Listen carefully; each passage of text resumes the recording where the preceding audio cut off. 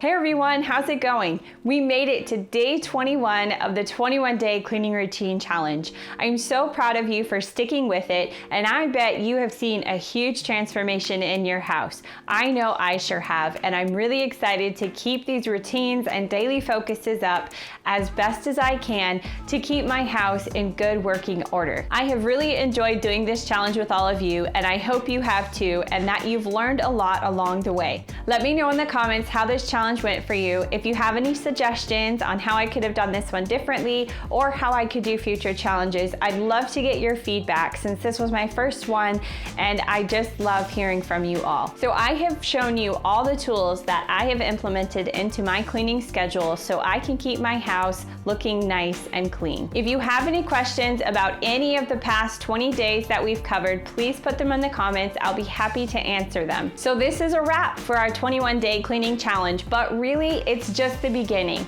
We're gonna keep doing those routines every single day as best as we can. And good news for you, in a couple weeks, I'll be posting a video showing a whole day of how I do the morning and evening routine and fit in a daily focus. So keep an eye out for that video coming out soon. In the meantime, I will keep sharing cleaning motivation videos and I hope you'll join me.